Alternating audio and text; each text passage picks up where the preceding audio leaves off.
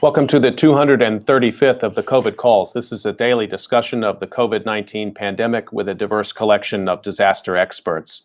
My name is Scott Gabriel Knowles. I'm a historian of disasters at the Korea Advanced Institute of Science and Technology.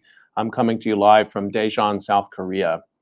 Today is a special memorial episode dedicated to the 10th anniversary of the March 11 triple disaster in Japan, the Great East Japan earthquake, the tsunami that followed, and the disaster of the Fukushima Daiichi nuclear power plant. My guests today are Zulfikar Amir, Kota Juroku, Kyoko Sato, and Ryuma Shineha. Just a reminder, you can catch COVID Calls live every weekday at 5 p.m. Eastern Time on YouTube. Just go to the COVID Calls YouTube channel to watch.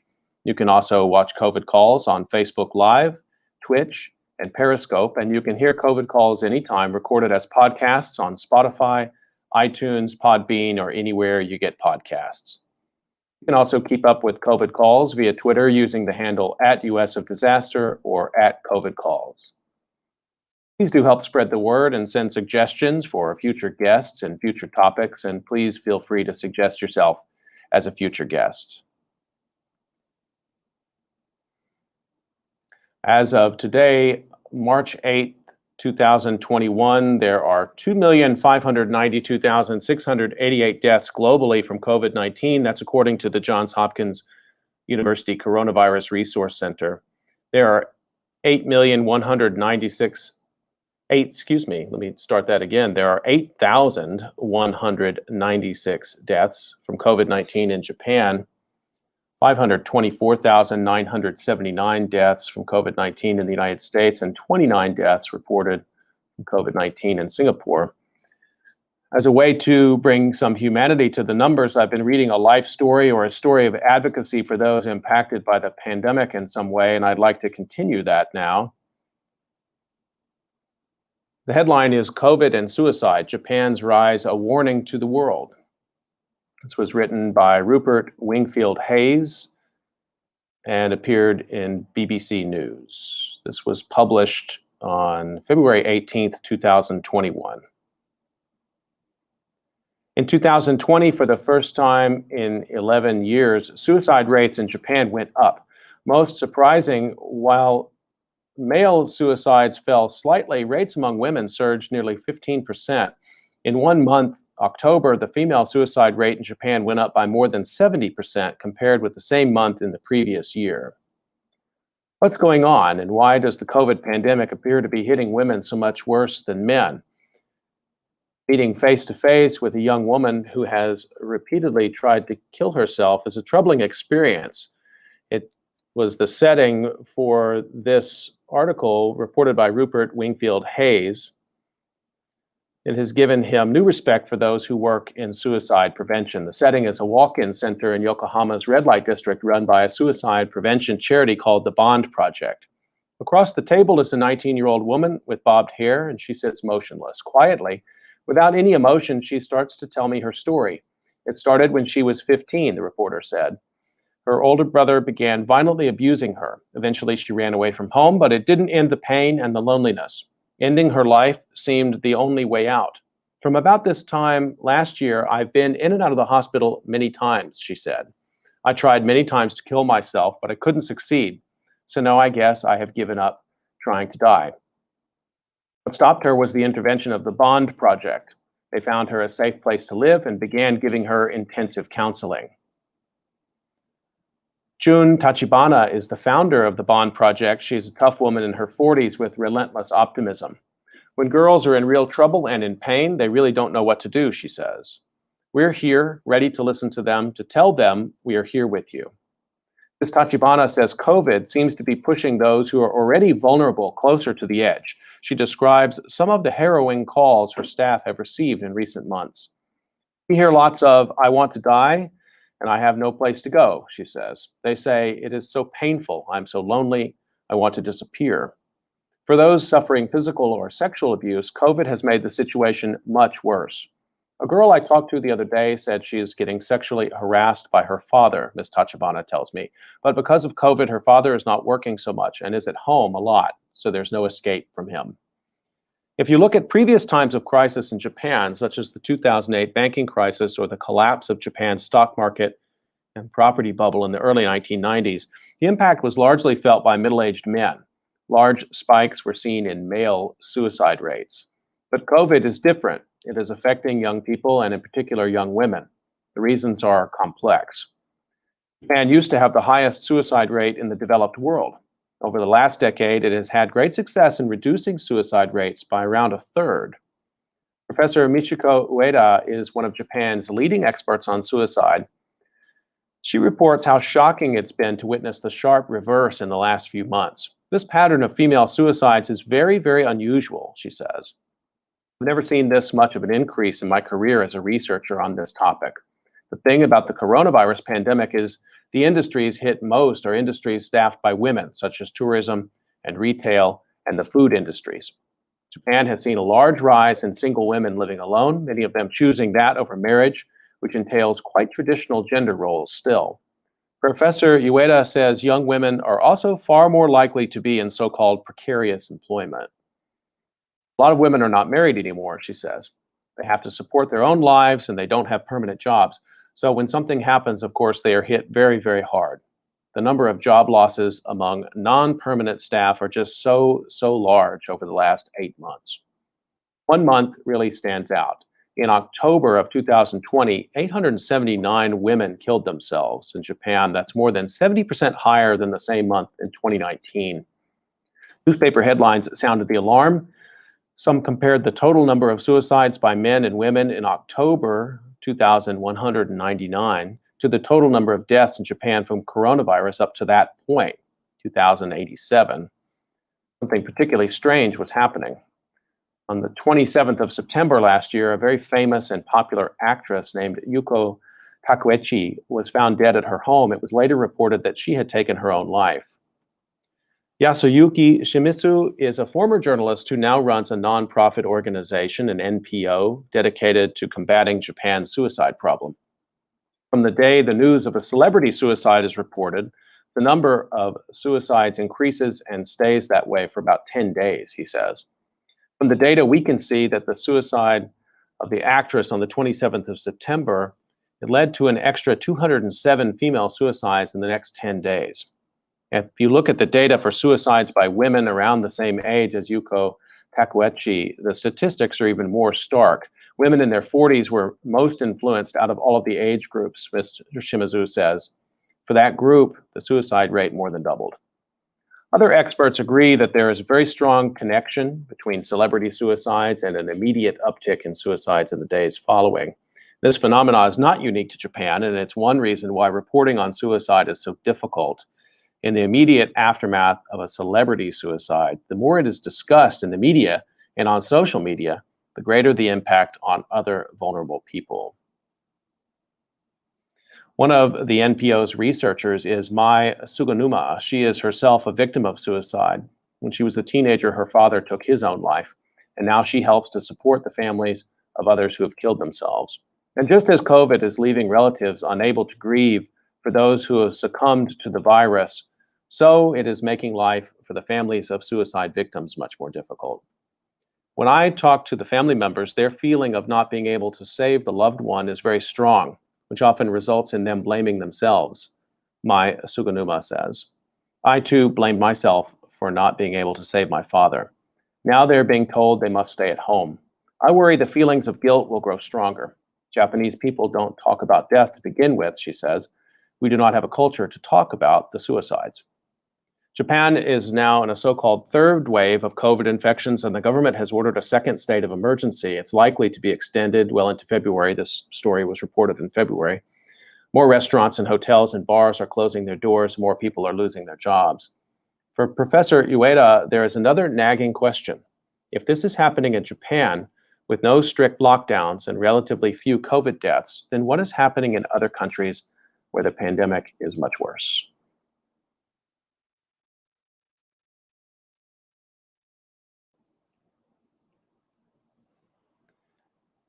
Okay, I'd like to turn to my conversation for today, and I have a real all-star cast to speak with today. Let me introduce them to you. Zulfikar Amir is an associate professor of science, technology, and society and a faculty member in sociology, in the sociology program at the School of Social Sciences in the Nanyang Technological University of Singapore. He has conducted research on technological nationalism, development and globalization, nuclear politics, risk and disaster, design studies, cities and infrastructures, and resilience. He's the author of The Technological State in Indonesia, the Co-Constitution of High Technology and Authoritarian Politics, which appeared with Routledge in 2012, and the editor of the Socio-Technical Constitution of Resilience, a new perspective on governing risk and disaster, which appeared with Palgrave in 2018. Aside from being a scholar, Amir is a documentary filmmaker. His latest film is Healing Fukushima, which chronicles the role and experiences of medical experts in Fukushima dealing with radiation hazard in the aftermath of the nuclear disaster. Kota Jiraku is a professor at Tokyo Denki University in Japan. He has worked on sociological studies of the governance of risky technologies and the social learning process from major technological failures. Before joining Tokyo Denki University, he worked at the Department of Nuclear Engineering and Management at the University of Tokyo from 2008 to 12. And during that time, he spent over a year at the Department of Nuclear Engineering at the University of California, Berkeley as a visiting scholar. He received his PhD from the University of Tokyo for research on the social decision-making process of nuclear and other energy issues. As a sociologist of science and technology, he's conducted participant observation of nuclear experts' responses to the Fukushima nuclear disaster, both in Japan and in the United States. Kyoko Sato is Associate Director of the Program in Science, Technology, and Society at Stanford University. Her research examines techno-scientific governance in Japan and the United States. She's currently co-editing a collected volume with Soraya Budia and Bernadette Binsaud-Vincent called Living in a Nuclear World from Fukushima to Hiroshima, an interdisciplinary post-Fukushima reflection on the development of the global nuclear order. He's conducted fieldwork in various areas affected by nuclear technology to examine the dynamics and relationships among global and national nuclear governance, expertise, and democratic citizenship. And she's part of a comparative COVID response project, an ongoing study on the pandemic response of 16 countries. She's working as a journalist. She worked as a journalist, in Tokyo before pursuing her PhD in sociology from Princeton University. And my fourth guest is Ryuma Shineha. Ryuma is an associate professor at the Research Center on Ethical, Legal, and Social Issues, the ELSI Research Center at Osaka University. He's also a specialist in science and technology studies and science policy studies. He received his PhD from Kyoto University. His current research work is in understanding agendas on responsible research and innovation, particularly in sectors of emerging science and practice to upstream engagement on these agendas. In addition to this work, after 311, he started research on the media ecosystem and social structural issues concerning 311 with his collaborators. Let me welcome Ryuma Shineha, Zulfikar Amir, Kyoko Sato, and Kota Jiraku. Thank you all so much for making time to join me today on COVID Calls. Happy to be here. So it's a return visit for Zulfikar and for Kyoko, and I'm glad to welcome Ryuma and Kota to the discussion. And I want to start the way I usually do, just to find out where you're calling from and how the pandemic situation is looking there today. And Kota, let me start with you, please. Yes, I'm calling from Ibaraki Prefecture. It's nearby the metropolitan Tokyo area, and different than Tokyo and other satellite prefectures, we just lifted the state of emergency. It's not the national one, but the prefectural state of emergency 2 weeks ago, and we have the 20 of 30 new cases of infection in this 3 million population prefecture. So the situation is relatively now stabilized, but still we are witnessing the much tougher situation in Tokyo. So the people is just still limit their behavior, not going to some the hobbies, or they are different from the playing in the parks with kids or something. So that is the current situation in my area. You have access to vaccine at this time, Kota? No, we will start the vaccination program next month for just the elderly people. We are now doing the program for medical professionals, but the supply is still very limited. Today, I had a news show article that the fourth import batch of the vaccine from Europe just arrived at the Narita airport. But we just started the program. Our generation, no one knows when it became available for us. Zulfikar, let me bring you in with the same question, where you're calling from and what's the situation look like there today? Yeah, thank you, Scott. It's a pleasure to be on this incredible channel again. So I'm calling from NTU campus, which is located in the Jurong district, west part of Singapore.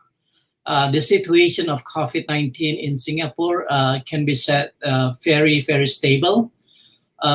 We have 0 infection cases for the past, most of the time since maybe 6 months ago.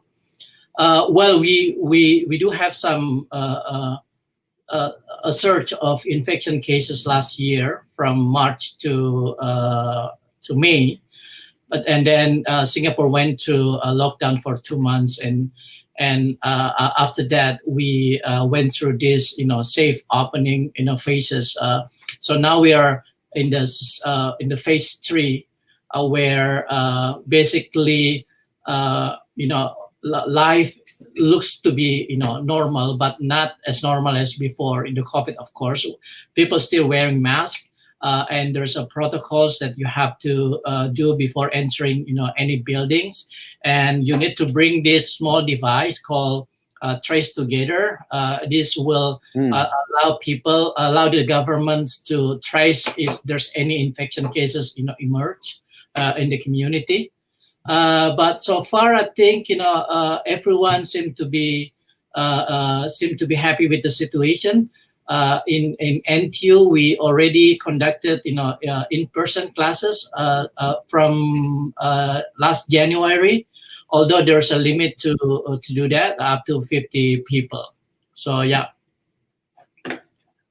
Singapore is being held up as a sort of world model for how one could pursue infection control. Zulfikar, you wrote a really tremendous essay for the SSRC Disaster Studies series, in which you looked at not just the case of Singapore, but of the migrant workers there in Singapore. Could you say a little bit about, just as we're getting an update of things there, what's been the health situation in that community within Singapore?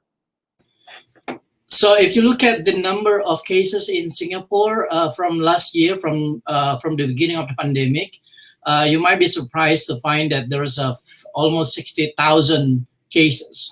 But 97% of the cases are migrant workers who live in very cramped living areas in the dorms, and it was something that seemed to be unexpected by the government, despite the level of preparedness that the Singapore government has already built up before the pandemic.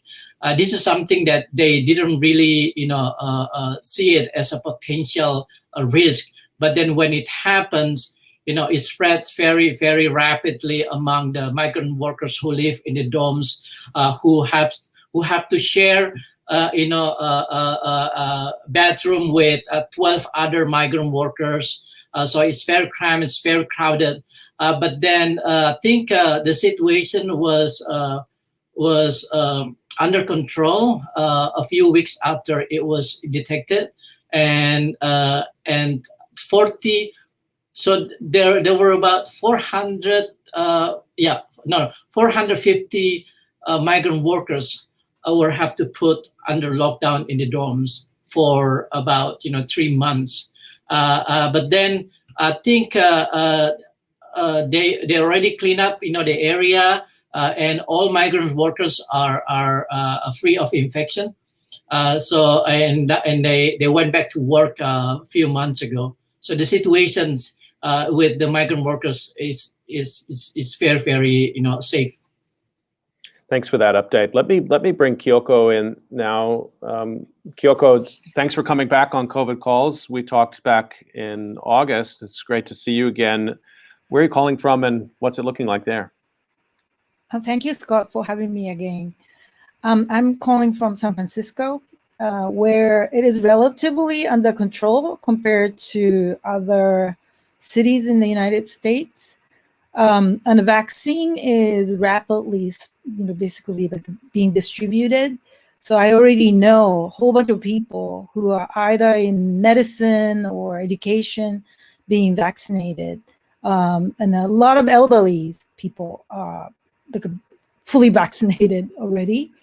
So I believe that in a week or so, they start opening it to anybody over age 16 with some conditions.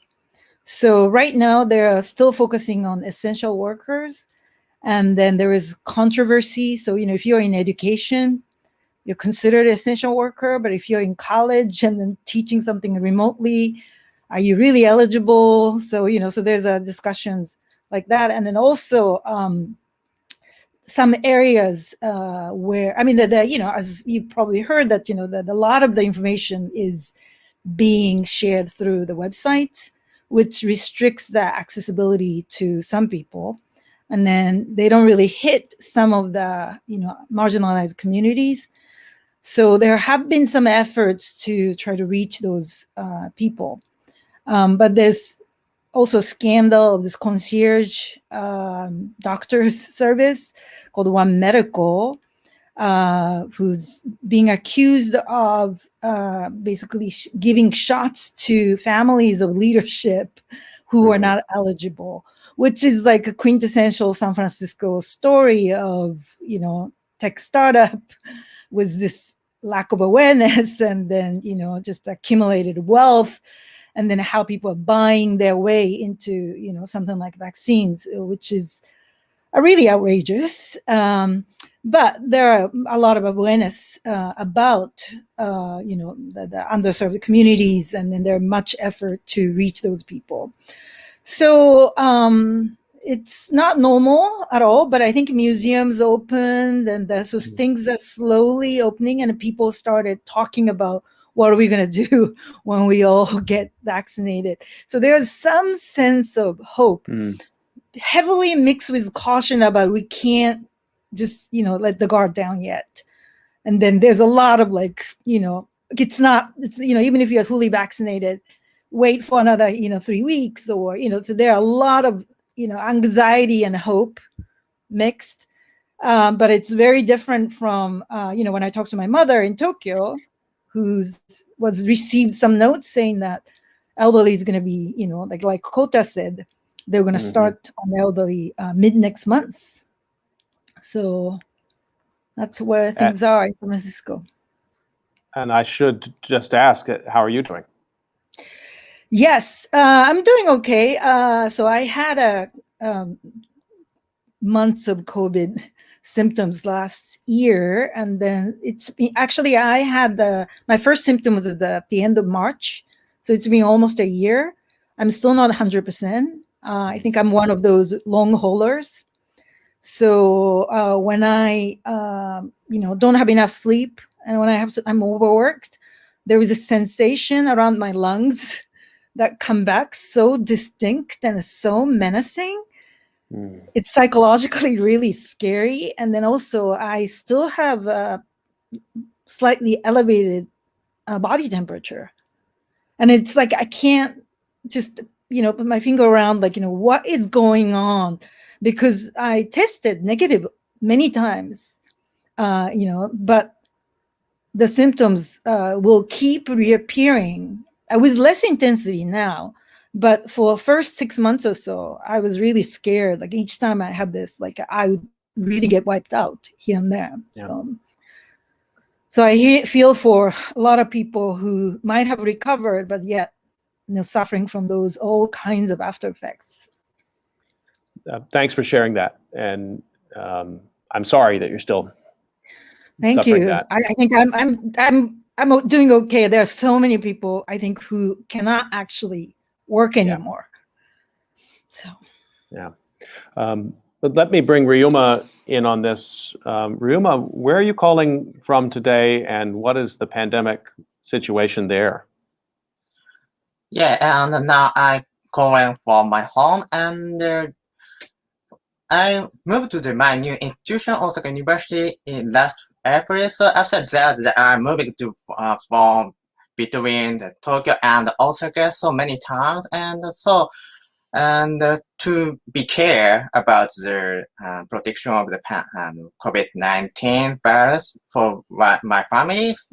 So and the basic situation already that Kota said. So and however, that's the when I ride on the train and the Shinkansen Express to the Osaka and back to the Tokyo, and so I saw that's there are a few people compared to the previous before COVID-19. However, that sometimes particularly morning time the business persons work that inside the train the crowded with the business persons, and so particularly according to time. So anyway, that's I feel that some power of the politics of each autonomies, like a big autonomy like Osaka, so they have own politics different from the national politics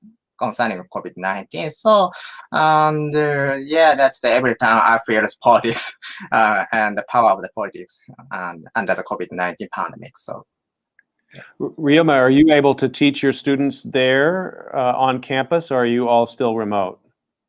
Yeah, and basically remote. However, the Osaka University and the lecture course were basically on the remote in this year. However, that's maybe next semester will be open to the as the face-to-face types the lectures, and I heard some private university of the Tokyo also study the face-to-face lectures and in the next semester. So because of that, how to say that some student and the parents of the student anticipate to the start of face-to-face lectures because of that it's better than better they think.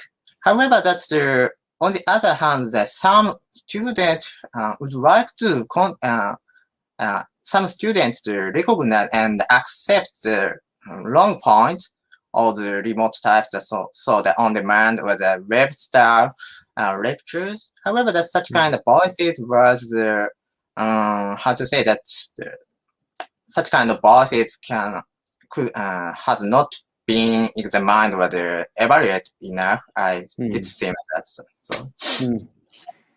Well, thank you all for those updates of where you're calling from. You know, we're going to talk about 311 and Fukushima today, but I did want to just ask a couple of follow-ups about the COVID situation in Japan. Kota, let me bring you in on this, and I know it's a lot to sort of say, what's COVID been like in Japan, vast country over this whole year, but I would like to ask you if you can give us a bit of an overview of the way that the government responded, the way the health system has performed.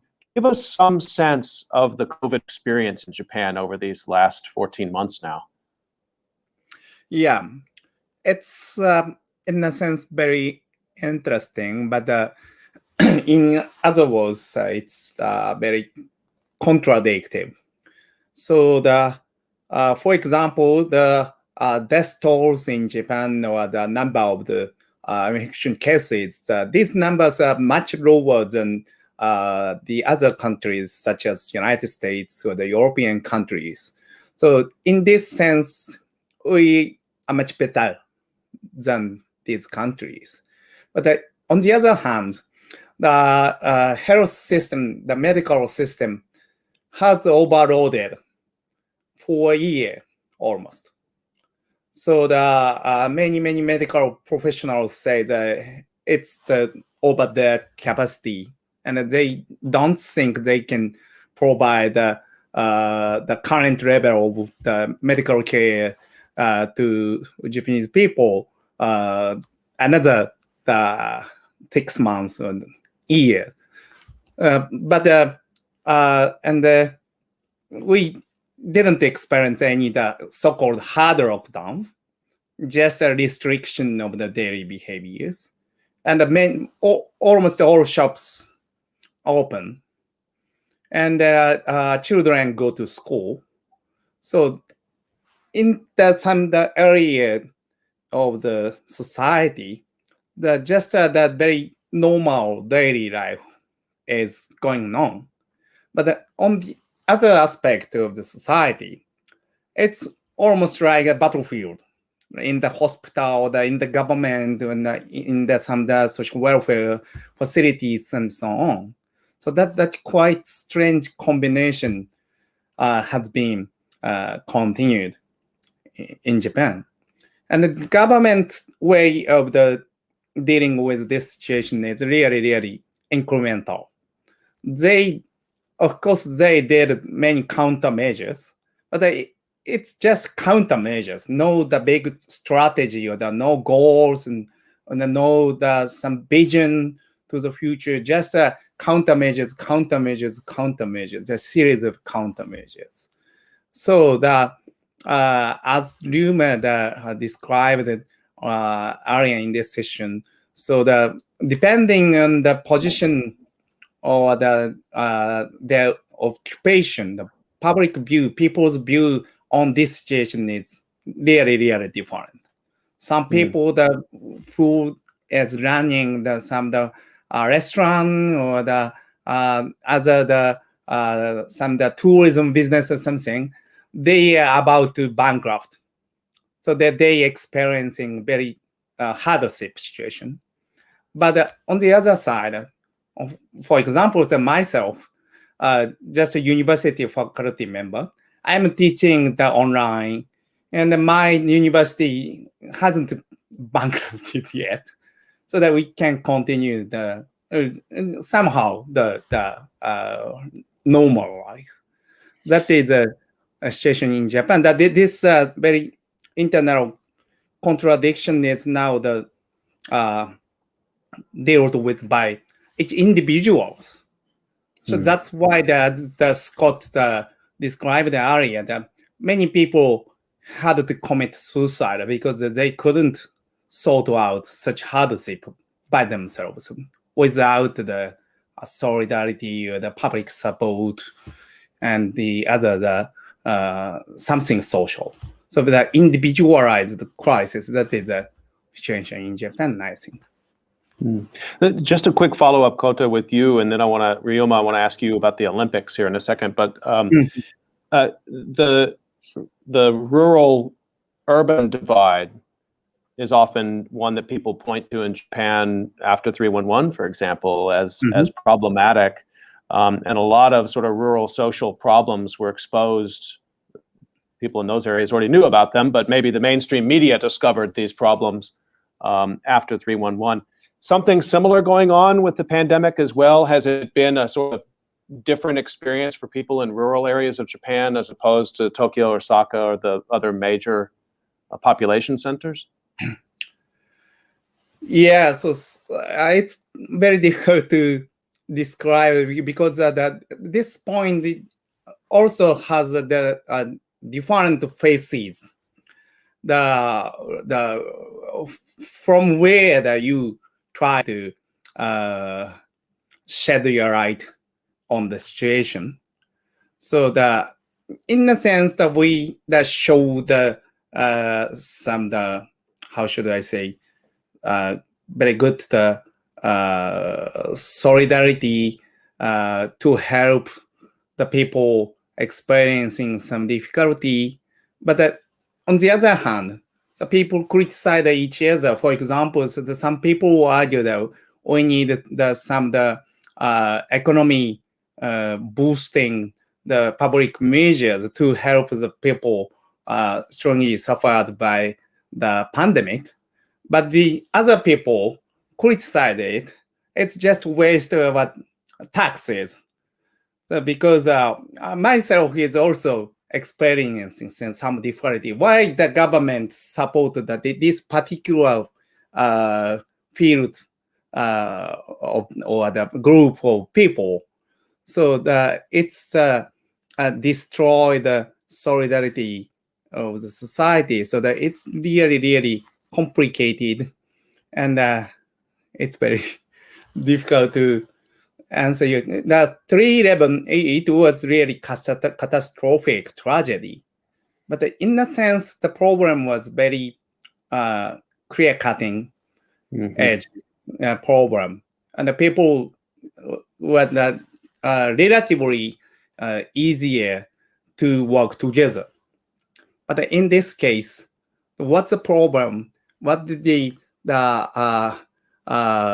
is desirable support? Such question themselves are very, very different. Depending on the position of the people. So it's really chaotic situation in Japan, I think. Thank you for that overview, and I think it once again points to something that came up in my conversation last week with Jackie Vernemont and Robert Soden about the problem of counting disasters generally and the problem of counting the pandemic. If you only focus on the death statistics, you're going to miss a lot of misery, PTSD, suicide, economic distress, and other things that are obviously critical when we think about the larger impact of a disaster. Ryoma, I want to come to you because early on in this pandemic, Japan was very much in the news because of the Olympics. And everybody was wondering, is this a great test? And I think a lot of other countries were looking that they had their own big events scheduled, and they were looking at Japan and saying, how is Japan going to manage this very difficult issue of deciding whether or not to have the Olympics? And I wonder if you could, again, it's a huge story, so I know you can't tell the whole story here, but maybe you could touch a little bit on how that decision was made and the sort of Olympics politics that's gone on in the midst of this pandemic. Seems to have been quite a challenge for the Japanese government. Your thoughts on that? Yeah, that it's terrible situation, And however, that I would like to emphasize the rhetoric of the Olympic, after the March 11 Tokyo disaster and in the COVID-19 pandemic situation. The same rhetoric was the Olympic for reconstruction of the reconstruction, something like that. So, and after the March 11 Tokyo disasters, the government said that Olympic will be the symbol of reconstruction. And now that also the current government also said that we would like to conduct Olympic Tokyo 2020 as a symbol of the overcoming or the reconstruction of the COVID-19, something like that. So such kind of I feel that's the power of the rhetorical politics, and I also feel that they would like to use the same word, so that overcoming 311 or the overcoming the COVID-19, so as the power of the politics for as a rhetorical power. So, and another point is that it seems I feel that the government tried to use the word to the how to say that shield some complaints and the structural issues as power of rhetoric, happy Olympic, or something like the celebration capitalism, under the celebration capitalism. So, and anyway, that it should be, I would like to emphasize similar word has been used also both in the after March 11 and in the current COVID-19 situation. So this rhetoric of the constantly overcoming a disaster. I'm glad you surfaced that. And it does seem to be very powerful, but at the same time, it's awfully exhausting, isn't it, to be constantly overcoming some sort of a society level disaster? How much taste has the public got for this kind of constant overcoming? Yeah. So of course that's the situation is very serious. So that's I think that Olympic will be another disasters. That maybe that human-made disasters. However, that's the such kind of media event will be would like to be used as the conceal some tragedy or the complaint and so on as the rhetoric and under the power of the celebration capitalism. So and anyway, that's it's terrible situation. So I think so. So. Before I make a turn, and I want to bring Kyoko and Zulfikar into this for a second. Kota, did you want to add anything on the Olympics and that tie to 311? Because I think it was an interesting point Ryuma made about the sort of the kind of slip from a rhetoric of overcoming Fukushima and 311 kind of seamlessly into overcoming the pandemic. Your thoughts on that? I think that's really interesting. Yeah. So the one point is that who is the decision maker to Olympic game issue. So the formally speaking, it's the Olympic game organized by IOC and hosted by the city of Tokyo and supported by Japanese national government.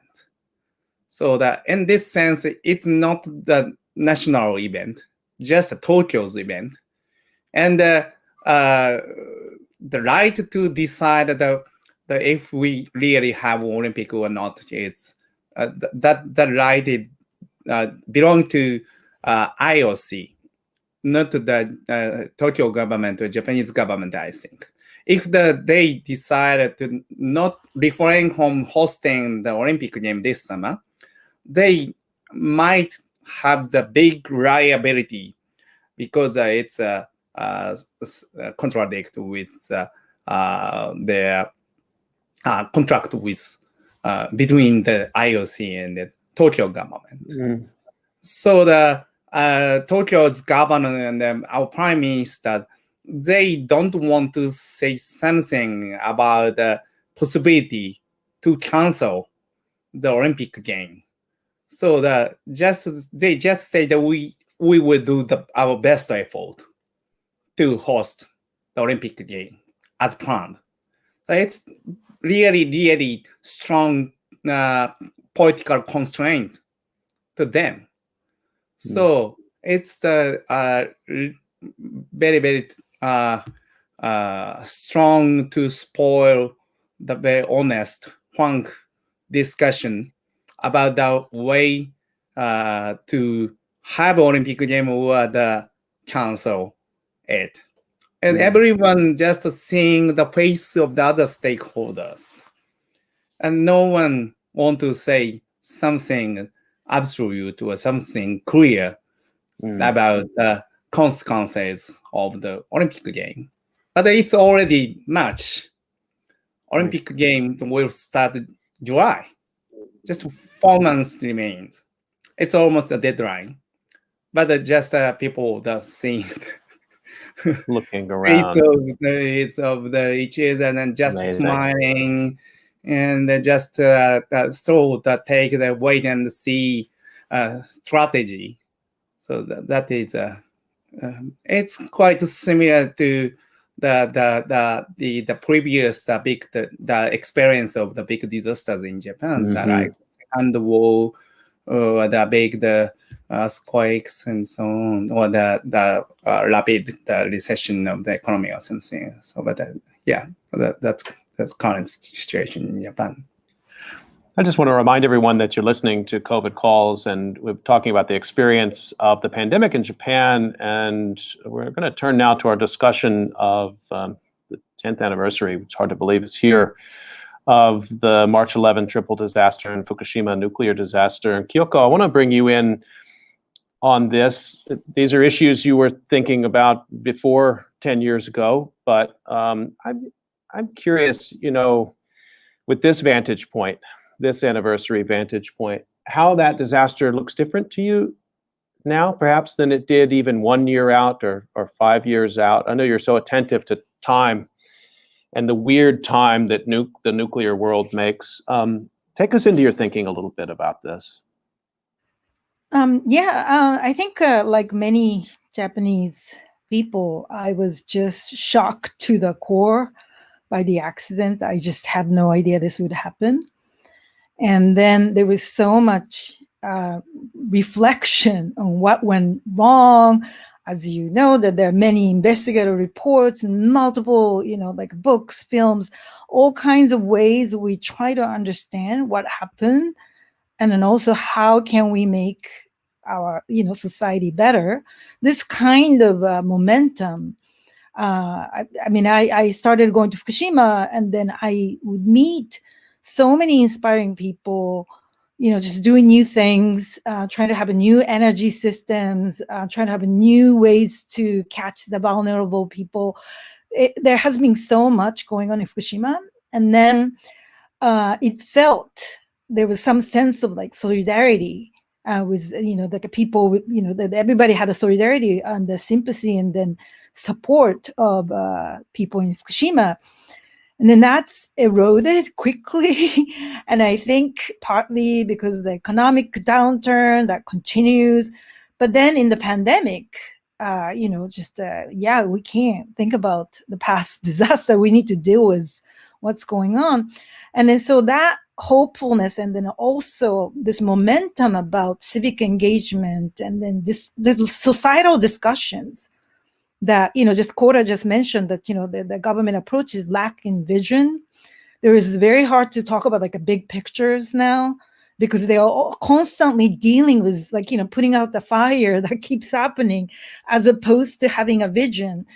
And then, but earlier after Fukushima, my impression was there was a lot of these kind of big visions discussion happening in different sectors in Japan, which felt like, oh, we're going to have a better democracy, which I really don't think that's happened over the last 10 years. I'm not hopeless. Still, the 10th anniversaries, I've been to almost daily, some symposiums or another through Zoom. Zoom allows me to go to the, you know, conferences in Berlin, to Tokyo, to, you know, everywhere. So I've been observing. And then there are some hopes. And then, but also, you know, I've also been to some of the nuclear industry, you know, the workshops or the regulators workshops, where they basically feel like we handle Fukushima well, and then we don't have to worry about it. And it's just such a parallel universe now. That whole diversion that happens slowly, but I feel like just it slipped through our fingers, and then that in some circles, Fukushima is a done story already, which really terrifies me, because I know, I mean, 36,000 people still, you know, like evacuating, and then thyroid issue, you know, cancer issues among children is not settled. And there's so many things going on, and many villages have only 5%, 10% of people return. And then still, like Ryuma said, Olympic, because, you know, they wanted to, you know, have people run through Fukushima, and then, you know, this torch runner, and then really connected to the, you know, they actually said, I think Olympics is going to be the time when we overcome Fukushima, you know, yeah. so that, going back to that. So I'm a little, I'm actually quite concerned about this, you know, this diversion, like, you know, very divergent views. I want to underline one thing you said, and it resonates with the, you know, there's been a lot of 10th anniversary journalism out there. And a piece which I've seen now in a number of different forms is, well, basically, yeah, it was a terrible event, but it really ultimately the nuclear side of it was overblown. And in fact, this one piece I looked at, and I won't quote the name, but they said, really only a handful of people died from that cause. It was the other causes that you should pay attention to. And it's what you just said. It's like this closure, getting back to normal, getting the reactors fired back up. So put a pin in that. I mean, I worry about that. And it makes me think a lot about what you said a minute ago, but this sort of post-Fukushima idea that there would be a sort of a democratic moment, citizens. And it happened in a number of different registers. It was citizen science, it was in agriculture, it was in the arts, but it was also in sort of tough, reform, government level, ministerial level reform. You said you're not totally without optimism at this time, but I wanted to, if you could say a little bit more about that part of it, because if it wasn't for reform, what has been learned? I think mostly my optimism comes from how I've observed these citizens' engagement or expert citizen collaborations and all kinds of ways that people are still trying to remember Fukushima, trying to learn from it. And then there's relentless groups of people who try to work for better world and then social justice. And then they don't want to forget Fukushima. Yesterday, I observed this gathering I wasn't aware of in Kawasaki. I didn't know every year they were collecting money and then doing anti-nuclear event, but also let's not forget Fukushima. That a bunch of people were talking about how every year they get children from Fukushima so that, they can escape the, higher radiation. So there are all kinds of citizen level activities that are still going on. It's just maybe not in the national media or at the government level, things are becoming, slowly forgotten. But there are a lot of people who are still engaged. And then also so many things that we didn't connect before are connected now. So for instance, all these survivors of Hiroshima and Nagasaki and then younger activists they work together to realize that the nuclear weapons ban treaty. And then that kind of activity that involves a lot of Japanese lawyers. And then, those people are continuing those activities. And so I had so many inspiring experience with symposiums where really cutting edge, even scientific knowledge about cesiums, so those things are actually exchanged among experts and citizens and activists. And then, so those were still happening and then going strong. It's just that their influence might not be the way, they were, let's say 8-9 years ago. But, those people are not giving up, which really was, a hopeful thing to see. Zulfikar, let me bring you in. The first time I went to Fukushima Prefecture was with you, and and with Ryuma, and it's a longer story that we can tell right now, but it was quite a journey, and you and I were both seeing it with sort of outsiders' eyes, but the difference is you were making a film, and in fact, you've made 2 films now about the Fukushima experience, and I just want to make sure that people know what those are. One is a shorter film called A Journey to Namie, and the second one is Healing Fukushima. And I think people should check those films out. And I wonder, as a person who's been so engaged with, in a sense, witnessing what happened there and translating what happened there, how does this anniversary feel to you? And that passage of time of 10 years, I wonder sort of some of your thoughts about it at this time. How does Fukushima seem to you now that this amount of time has gone by, but that you've also sort of immersed yourself in it through the making of these films? Thank you for asking that, Scott. Well, my experience with Fukushima started with a very personal experience.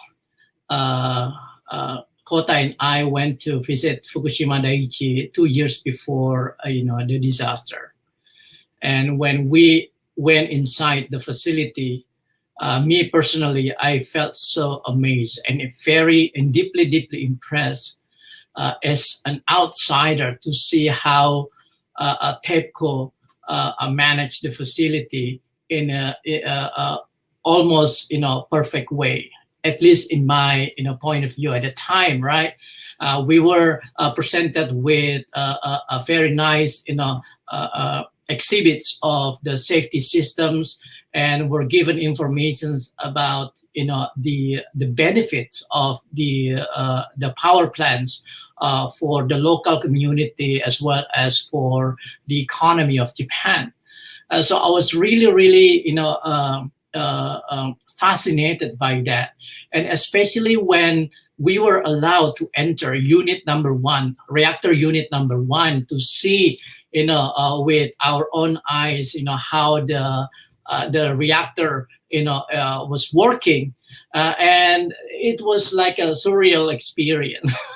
Basically, and I still remember that. I still have a vivid memory of that experience, getting inside the reactor, wearing this safety suit, and looking into all of those sophisticated control system, and all of the information that we were given seemed to be a very genuine, transparent, and very convincing. Okay, but then when it happened, it suddenly changed the way I see the facility, and it is a personal experience that really changed in the way I view a nuclear industry in Japan. Because before that, I was really intrigued by how the Japanese nuclear industry was able to maintain a really a high standard of a safety record in their industry, and they're going to import their technology to other countries, including Indonesia, right? So that was my first. The original reason why I went to visit, Fukushima Daiichi with Kota. But after 3/11, it switched my attentions, and my research focus began to focus on nuclear disaster in order to examine what really happens. But one thing that I want to highlight here is that no matter how deep I look into this, this phenomenon, my view is always from an outsider, right? It's always, and it will remain, an outsider point of view, because of course there are some limitations that I have in understanding, the intricate relations between the organizations, the local politics, and etc. So I try to bring my my perspective as an outsider to understand, what really happens, and this will be, I think, will be meaningful because, I'm looking at the disaster from a different angle, and especially when we are now facing with the situation of COVID-19 pandemic. There's so much, parallels that we can draw in understanding what happens in 3/11 and what happens now with COVID-19. And one of the striking difference that we can draw is that if you look at Fukushima disaster, you can see how small it is, relatively small, it is compared to COVID-19 in terms of the impact, in terms of the scale, right? In terms of the victims affected, of the people affected by the crisis. When Fukushima happened, we were so shocked, especially because it happens in a technologically advanced country.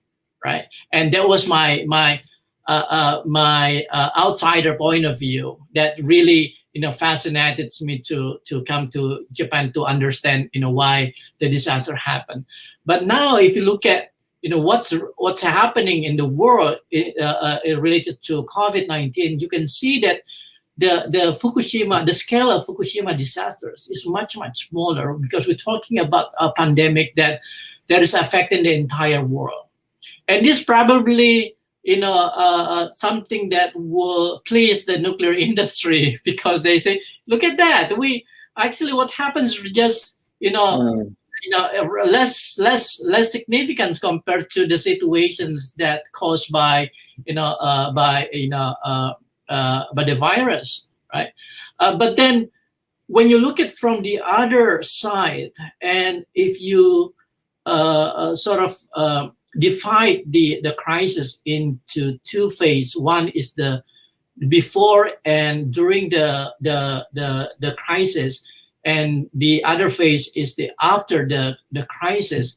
Then you can find a lot of similarities in terms of the institutional responses, in terms of the lack of expertise and competence in responding to the crisis, in terms of a lack of coordinations between responsible, organization and institutions, and also a lack of transparency to inform the people what's going on. I think you can see a lot of similarities between what happened in Fukushima before, during, and after, with what happens with pandemic.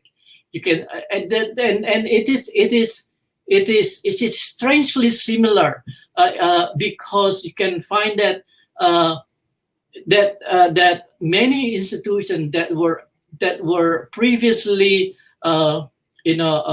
deemed to be competent, deemed to be qualified in tackling, or at least in preventing the crisis from getting bigger and bigger, turned out to be almost dysfunctional in facing the tremendous scale of the pandemic, right? And this is exactly what we see happening during 3/11, especially in the critical hours, when after the earthquake erupted and the tsunami, is coming to hit the power plant, and the response from Tokyo, the government in Tokyo, undermining, the scale of the situation, the magnitude of the crisis. I think I found it strangely similar to what many governments, especially in Southeast Asia, are doing. They tend to undermine, they tend to downplay the risk because of the interest in the economy, because of the interest in other aspects that is not related to the health and the safety of the people.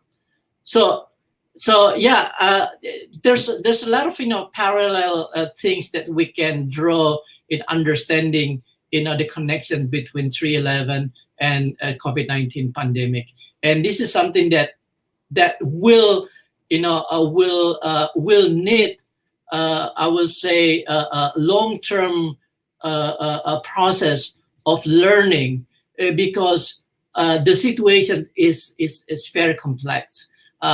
In terms of the ability of social institutions in responding to the crisis, the lack of trust of the people in the government, and not to mention about the disagreements between scientists, right, in defining the risk of pandemic, because almost every day new articles published saying that, oh, okay, this the virus actually is transmitted through droplets, and next week, oh, it is airborne, and other weeks, in the following weeks, they say something else. So there's so many so many complexities that we have to deal with, and even the scientific communities are having a problem in making agreements about what we really need to do in overcome this crisis. And there's so much of value in what you're describing there. And just to highlight a couple things that really strike me. One is this continuity of the problem of transparency in a high-tech society, and drawing that connection between what happened at Fukushima and the problem of the pandemic and the problem of communicating uncertainty to the public in the midst of the pandemic. That's a connection which I think is very strong. There's something else in what you said, and Ryuma, I want to come to you here in just a second, but that in some ways 311 was a premonition of these really large-scale events, which we have been told are coming, and we shouldn't wait for them to come anymore. They're here. And it just seems that some countries have paid attention to Fukushima in that way. Yeah. I think South Korea may be one of those. And other countries like the United States literally said, it's not relevant to us. That's not relevant to us. And I think we're seeing the implications of that inability to learn across different kinds of disasters in space. Ryuma, I want to ask you, I guess at a general level, I've learned just about everything I know about Fukushima, Japan itself, from the 4 other people on this call, other than myself. And I've learned so much about Fukushima from you, Ryuma. I just wanted to give you some time to talk and just reflect on what this anniversary means to you, how the disaster looks different to you today than it did 9 years ago, or maybe even 5 years ago. Yeah, thank you for your question and comment. And this 10 years has passed so quickly, I feel. However, I also feel that that already 10 years, but just only 10 years. And of course there are a lot of efforts by the local residents and the local autonomies, and so to reconstruct their daily life and to get back their daily life. So, and some part of the situation becoming better and better, I think so. But however, that's some structural issues and the vulnerable situation also remained, and I think there is some structural ignorance of such kind of vulnerable issues. So, and however, I would like to mention 2 points, and I would like to say that 2 points. First is that okay, that's 10 years passed, and some people who could not, who have not who have not spoken for the long time, began to started to speak something. And this is a very important thing to think about the 10-year anniversary of the March 11 tropical disasters. So they studied something, tell something, and they try to give a word what they think, and so that they would like to try to describe maybe that part of the between, and they can tell and they cannot tell. So and such kind of trial is so important and valuable, and we academic scholars can help and have to contribute to something like that, have to contribute such kind of trial to making the words between the what they cannot tell and what they can tell. So and I would like to introduce some very impressive trial to correct such kind of variable and invisible voices, and by the Sendai Mediatek, so such kind of public facilities of the Sendai city, of the Miyagi prefecture. So you know that Miyagi prefecture was the most injured by tsunami 10 years ago. So, and the trial of the Center Mediatek set the Center for Remembering 311 March 11 triple disaster, and they have correct the pictures, voices, and narratives from the local residents, and so that's the very bottom up community archive to see the reality of the March 11 triple disasters.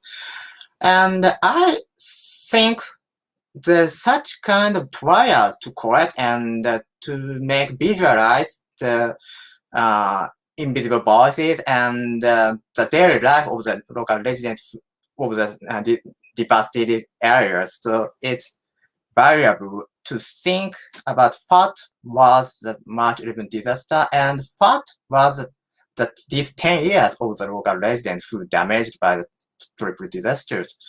And I would like to also say that maybe that's that's 10 years ago, 10 years later, 10 years past, and some person finally started to tell something. And maybe that's also pandemic, COVID-19 pandemic, similar situation will be occurs. So that 5 years later and 10 years later, maybe some person who cannot tell something at the first stage of the pandemic will start speak something. So the how to correct and how to such kind of narratives we can make the public commons and public common goods, something like that. So and such kind of situation will be that tells some what should we do to correct such kind of voices, and that's it. Yeah, this is a lesson from the 311. And another point is that so yeah, maybe that little bit very personal stories, and however that's for me, that's 8 years after the March 11 disaster was much more impressed than this 10 years anniversaries, because that's maybe and yes, Srika and Scott and Kota and Kyoko, all of us came to my grandfather's house of the Namie town of the Fukushima prefectures, and that's my grandfather's house was removed completely 2 years ago. So that's 5 years past timing that. And at the time that I remember some anger. So that's maybe that's 5 years of the March 11 disaster. I becoming adapting to that situation, and some I try to accept and that such kind of situations. However, that's 2 years ago, and when my grandfather's house was removed completely, so and I felt strong anger, and so and I also recognize such kind of the emotion and feelings was very common among the areas, devastated areas, and affected by the tsunami and Fukushima Daiichi nuclear power plant accident. So that's yes, this is the time of the 10 years anniversaries. However, that's the most impressed timing is of course different according to the individual story and situation context. So and it varies. So not so difficult thing, but I maybe missed, overlooked that's such kind of basic things for a long time. So and finally, final point is that also already Kyoko, what Kyoko said that such kind of out of the collaboration trial and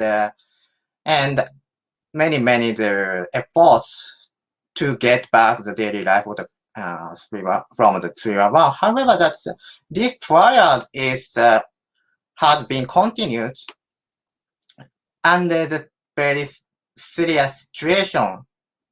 The fact that the serious situation is that the decrease of social attention and of course including media attentions. So that that mass media that try to the broadcast 10th anniversary from the March 11. However, that's the general level of the media attention on 311 is decreased according to time and already however, that's such kind of situation, such kind of trial, what the Kyoko mentioned, and has been continued and conducted under such kind of how to say that disadvantaged situations, and so that public interest becoming decreasing and decreasing. So, and I would like to emphasize such kind of situations. And thank you for questions. I just, well, there's a lot there in what you said, and thank you for sharing all of that. And thank you for taking me to your grandfather's house and for sharing that experience. Yeah. And I'm always learning from you. I mean, there's one thing I just learned, which really I want to immediately use, which is this idea that there's a sort of impulse that we all have. I think it's correct as social scientists.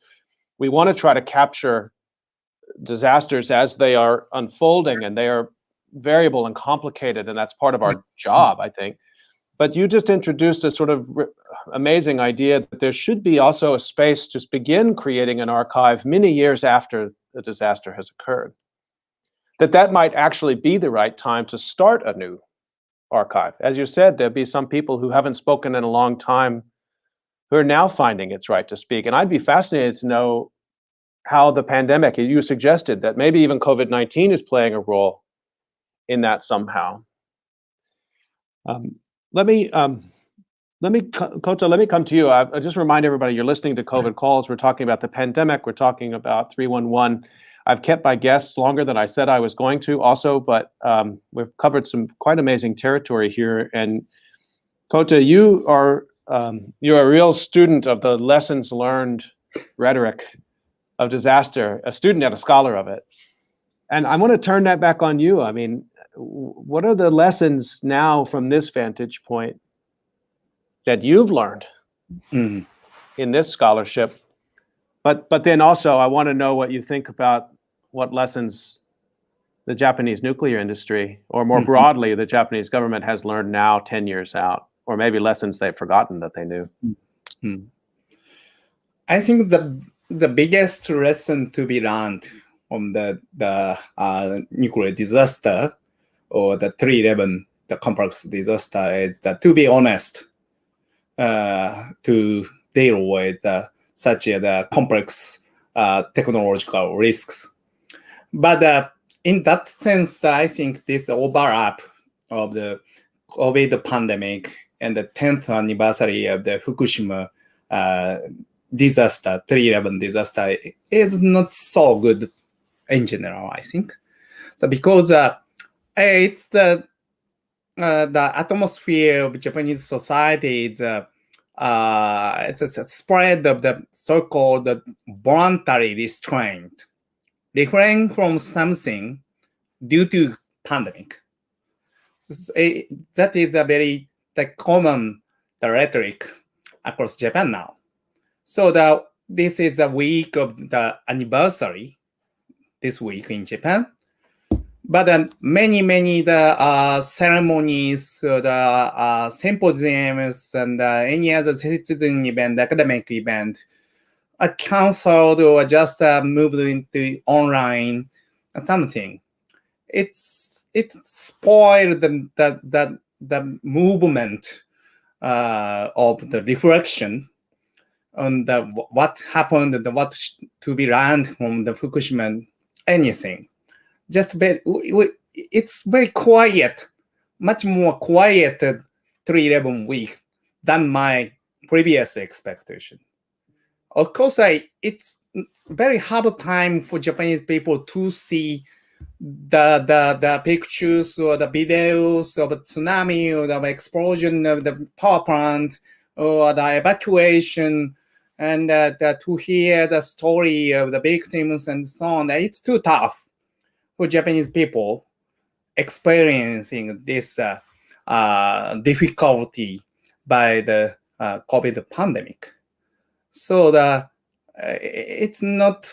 It's a big disadvantage for the social learning process for Japan by the spoiled by this COVID pandemic. So many people are too much depressed by this long-standing and never-ending emergency situation, and it might create a bad hotbed of cynicism among the people towards such disasters, problems, and any other bad things, risks, and the society. So that is my observation on this point. Just a quick follow-up to you, Kota. The impetus to have a memorial and to treat this anniversary as a moment to, I mean, there are memorials that already exist, but to really treat it as a summation of a memorial experience, and that getting swamped by COVID and just too much sadness, as you pointed out, is a really profound idea. Do you think that means then there's just a deferment?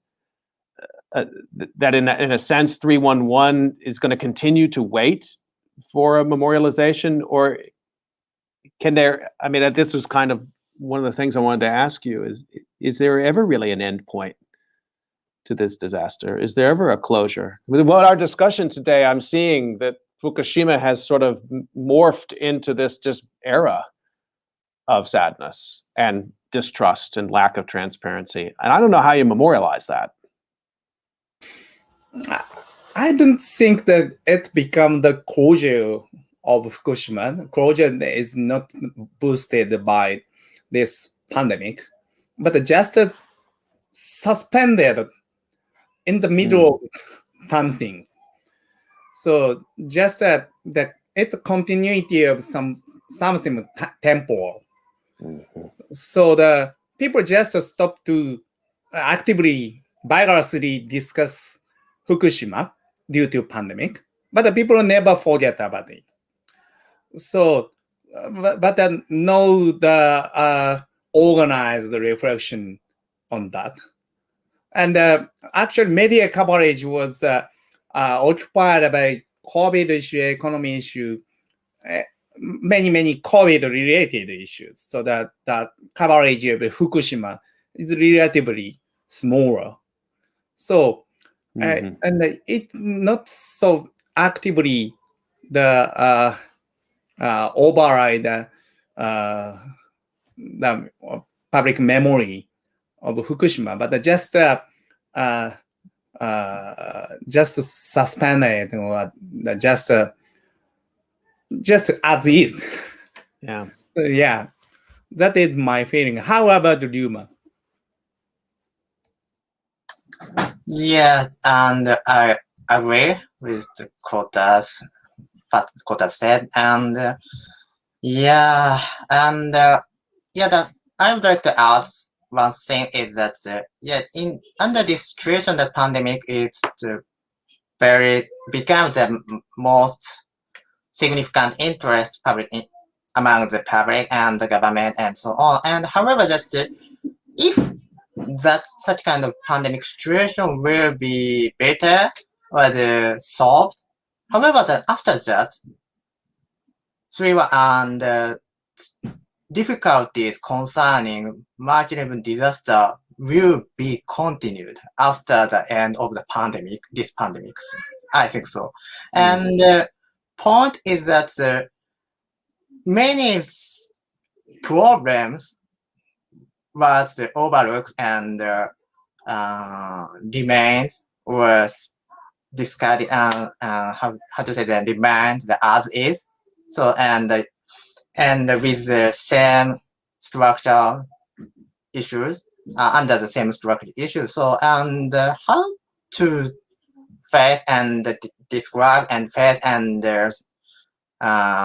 discuss the future, and it's really the problem for us, also for us. And so, and anyway, that I agree with the Kota's ideas and so on. So. Well, we're up on time here. I did want to give Sulfikar and Kyoko a chance.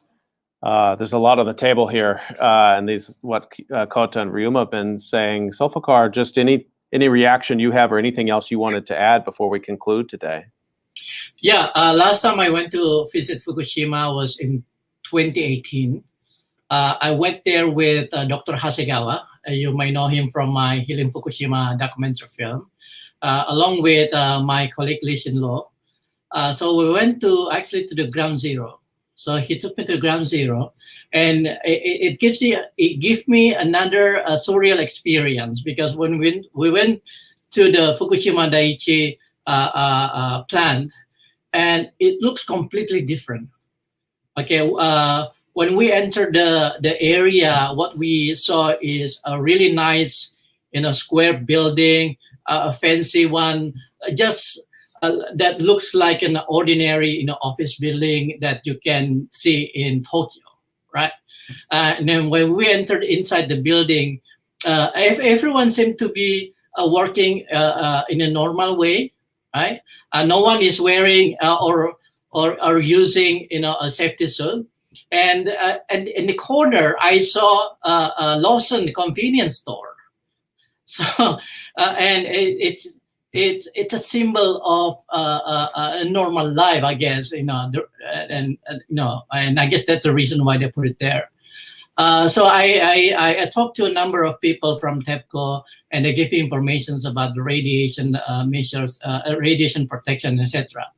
But then my view changed dramatically when the TEPCO people took me to the location where the stricken reactors were, were located, and you can see, those four, stricken reactors were still there, and two of them still producing, radiation. So they cannot really, completely remove it.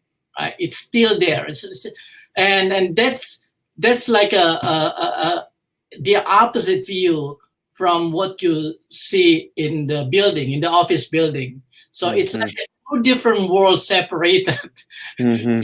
And when we went to that specific area, we have to wear the safety suit. I took a picture of it in front of the unit number 1, and that really gives me a deep sense of how unlikely for us to completely forget what happens in the past, especially related to disasters. You cannot really completely erase the history of disasters. Even you try very hard to do it, like what the Japanese government is trying to do with Fukushima Daiichi. It's still there, and I think this is something that may apply to any other disastrous events, including, of course, the COVID-19. Maybe the crisis may already pass. It happens, a long time ago, but there's still this, perennial pain that you continue to feel, right? And you cannot really, remove it, forget it completely. No, it's always there. It's part of your history. It's part of your public memory, and I think a closure it seemed to be very unlikely.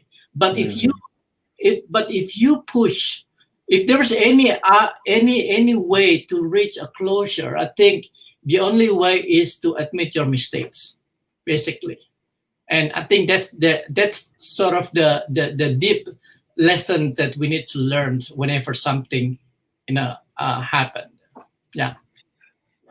Kyoko, let me give you the last word, and I'm really struck by Sulfikar's ethnographic detail of the Lawson's convenience store, which is a not so subtle way to say, hey, it's safe here. But then the realization as you round the corner that it's not going to be safe here. Any thoughts, reflecting on the conversation today, or anything else you wanted to add, Kyoko? I'd love to hear it. Yeah, so I want to just kind of briefly go back to what Ryuma said about people starting to share their voices now. In my work with survivors of Hiroshima and Nagasaki, I constantly meet people who started talking about their experience this year, 75 years later, 74 years later.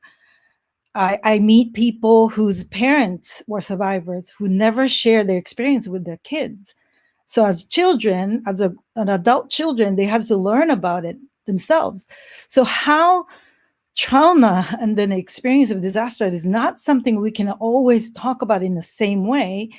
And then all we can do is to create the kind of, culture and society where they're more likely to feel like they can get in touch with those thoughts and memories as opposed to being suppressed.